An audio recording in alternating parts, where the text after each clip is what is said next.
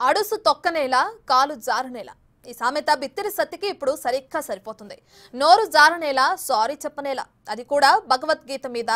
ఇంతకీ ఏం జరిగింది? Just watch.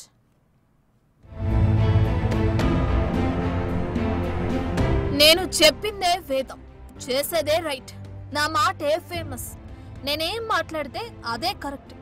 ఎలానే అనుకున్నారో ఏమో బిత్తిరి సత్తి అలియాస్ చేవెళ్ల రవి.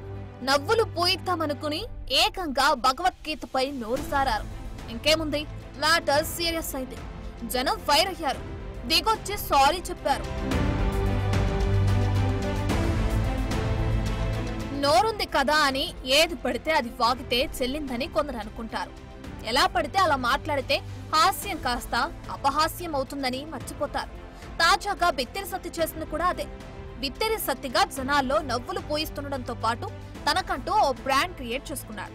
ఈ క్రమంలోనే ఏది చేసినా ఇక చెల్లుతుందనుకున్నాడో ఏమో కానీ భగవద్గీతను అవమానించేలా పేరడీగా మాట్లాడాడు. దీంతో ఈ వీడియో సోషల్ మీడియాలో వైరల్ అయింది. ఇది ఎవరిని ఉద్దేశించినదో, ఎవరి మనోభావములు దెబ్బతీచుటకో కాదు. స్వార్థము, కుట్రలు, ఓర్వలేనితనము, ఎవరిని సైసకుండుట చూసి ఇంకో దోస్తుకు చెప్పే బిల్లుగీత. స్వార్థం త్వవాం స్వప్రయోజనం ధనం మూలమిధం గుంపు. ఎట్లయితే తెప్పలుగా చెరువు నిండిన కప్పలు 10,000 చేరును, అట్లే ధనం ఉన్నవాని ఎంట దోస్తులు గుంపులు గుంపులుగా తిరుగును. అట్టి విషయమును గూర్చి దుఃఖపడి వాన్ని వీన్ని తిట్టుట తగదు. ఈ వీడియో అలా బయటకొచ్చిందో లేదో క్షణాల్లో వైరల్ అయిపోయింది. కాదు వివాదాస్పదమైంది. హిందువుల మనోభావాలను కించపరిచే విధంగా ఉందని హిందూ సంఘాలు బొక్కుమన్నాయి. అంతేకాదు, రాష్ట్రీయ వానర సేన హైదరాబాద్ CCS లో ఫిర్యాదు చేసింది.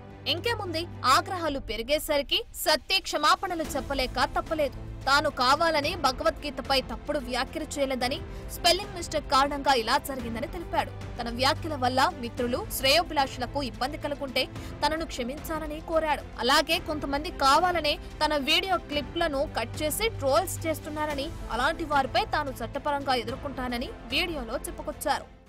అయితే ఈ మధ్యన ఒక వీడియో వైరల్ చేస్తున్నారు. సో అందులో వాస్తవం ఏమీ లేదు. నేను ఎప్పటిలాగానే కామెడీ వీడియోస్ చేస్తూ చిన్న చిన్న క్లిప్స్, రీల్స్ లాగా, షార్ట్స్ లాగా పెడుతుంటా. అందులో చిన్న స్పెల్లింగ్ మిస్టేక్ అయ్యింది. సో భగవద్గీత అంటే నేను ఆరాధిస్తా, పారాయణం చేయడానికి ప్రయత్నిస్తుంటా, ప్రచారం చేస్తుంటా.